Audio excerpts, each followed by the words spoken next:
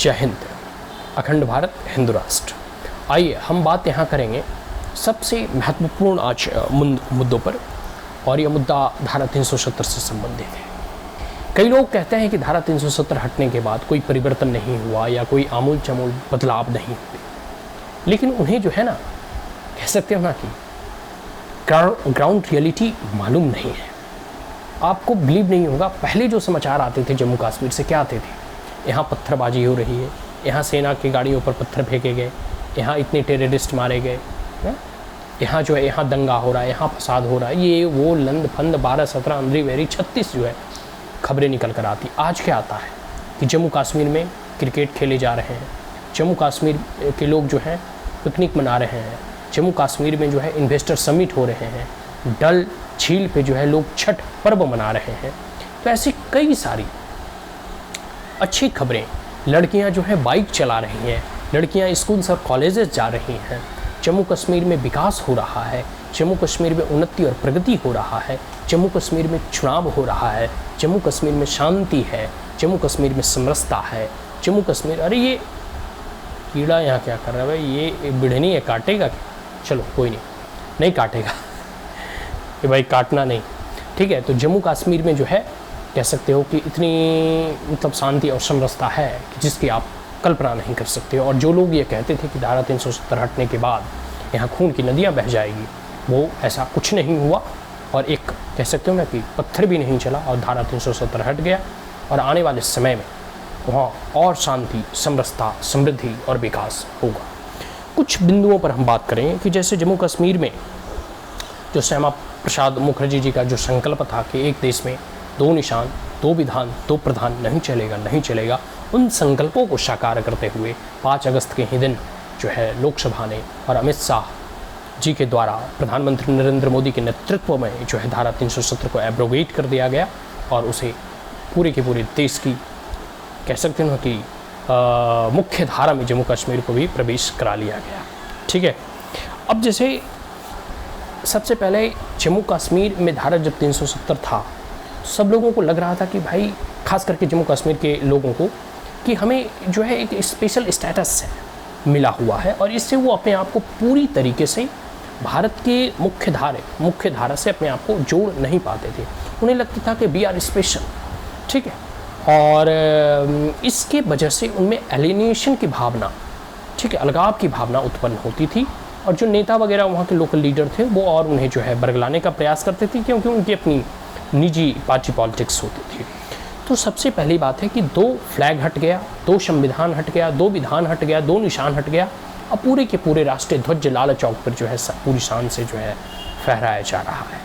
तो national integration के कह सकते हो कि अगर बिंदु के माध्यम से समझें तो यह भारत सरकार के द्वारा बहुत बड़ा उपलब्धि है, और नरेंद्र मोदी के द्वारा यह बहुत बड़ी कह सकते हो ना कि एक प्रकार से उपलब्धि है। और बीजेपी ऑलरेडी जो है मैनिफेस्टो में इस बात को वो कही थी कि हम जो है धारा 370 हटाएंगे, और उन्होंने जो प्रॉमिस किया वो जो है किया था वो उसे फुलफिल किया।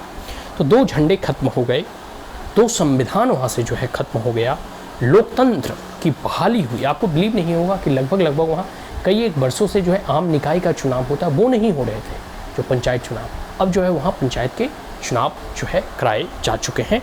फिर भ्रष्टाचार खत्म हो गया, जो भी फंडिंग वगैरह जाती थी वो धरातल पर उपयोग नहीं होता था, पार्टी वगैरह के लोग वर्कर्स वगैरह अपने में बांट लिया करते थे, तो जो लोगों को उसका बेनिफिट मिलना चाहिए वो बेनिफिट उन्हें नहीं मिलता था। तो इन सब चीज़ों को देखते हुए आप समझ सकते हैं कि कितना भ्रष्टाचार ग्राउंड लेवल पे था। अब उन भ्रष्टाचार को धीरे धीरे खत्म किया जा रहा है, ठीक है। अब है पत्थरबाजी बंद हो गई। आपको मैंने पहले ही बताया था कि पहले खबरें आती थी पत्थरबाजी की, और rarest of the rarest incident सुनने में आता है कि जम्मू कश्मीर में आज पत्थर चले, क्योंकि फंडिंग वगैरह सब बंद कर दी गई, हवाला ट्रांजैक्शन वगैरह बंद कर दिया गया, ठीक है।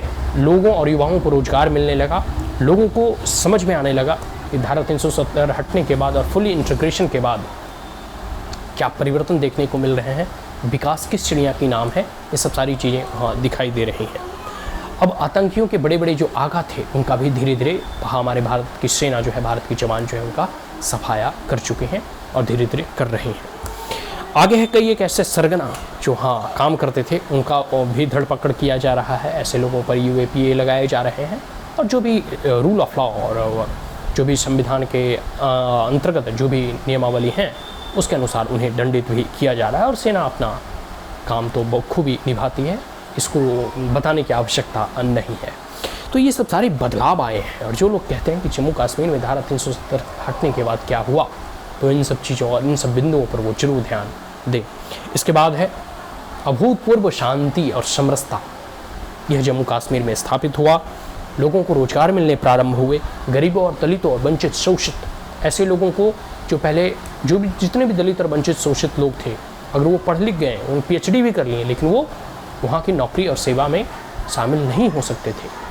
लेकिन धारा 370 हटने के बाद कोई भी डिफ्रेंशिएशन नहीं है, किसी भी कास्ट के हों, किसी भी धर्म के हों, सब लोगों को बराबर का हक वहाँ मिल रहा है। वुमेन एम्पावरमेंट, महिला सशक्तिकरण अगर हुआ तो ये धारा 370 हटने के बाद अब वहाँ की महिलाएं, चाहे मुस्लिम कम्युनिटी के या हिंदू कम्युनिटी के, खुलेआम जो है बुलेट दौड़ाती हुई दिखाई देती हैं। और ये सब न्यूज़ पोर्टल पे जो है ऑलरेडी जो है वायरल भी हो चुका है। फिर विदेशी निवेश वगैरह भी वहाँ बढ़ रहे हैं, नए नए मॉल खोले जा रहे हैं, क्रिकेट स्टेडियम बनाए जा रहे हैं, फॉरेन फंडिंग हो रही है, तो जिससे कि लोगों को अधिक रोजगार मिलेगा, अधिक व्यापार होगा, अधिक शांति होगी, तो लोग में समरसता और उन्नति और प्रगति और होगी। लेकिन अभी और करने की आवश्यकता है। भारत सरकार से हम ये अपील करेंगे और नरेंद्र मोदी से ये अपील करेंगे कि उस पर और ध्यान देने की आवश्यकता है। और जो POK है ना, पाकिस्तान ऑक्युपाइड जम्मू एंड कश्मीर, गिलगित बल्टिस्तान, इसे जो है भारत में सम्मिलित करना है, तभी जो है अखंड भारत के निर्माण का कार्य संपूर्ण हो पाएगा और बलूचिस्तान को आज़ाद करना है। ठीक है, तो ये सब सारे लक्ष्य हम प्रधानमंत्री नरेंद्र मोदी के सामने रखते हैं और ऐसी आशा और अपेक्षा के साथ ये सब सारे के सारे लक्ष्य प्रधानमंत्री नरेंद्र मोदी के नेतृत्व में पूर्ण होंगे। और उनके गृह मंत्री ने बड़ा ही शान से कहा था कि हम इस जम्मू कश्मीर के लिए जान भी दे देंगे। मैं प्रधानमंत्री से कहता हूँ, जान देने की आवश्यकता नहीं है, ऐसे ही कह सकते हो कि तमाम आपके जैसा नेता रहना चाहिए, तभी देश का उन्नति और प्रगति हो पाएगा। देश की एकता, अखंडता, संप्रभुता अक्षुण्ण रह पाएगी। आपके बिना तो हम अधूरे हैं। आप तो हमारे पथ प्रदर्शक, मार्गदर्शक हैं, तो इसलिए आवश्यक है आप बस प्रेरणा देते रहिए। जान देने के लिए हम लोग काफ़ी हैं। चलो, अब जो है हम इस वीडियो को यहीं समाप्त करते हैं। आशा करता हूँ कि यह वीडियो आपको अच्छा लगा हो, तो आप हमारे चैनल को लाइक, शेयर और सब्सक्राइब करना ना भूलें। Also press the bell icon. जय हिंद।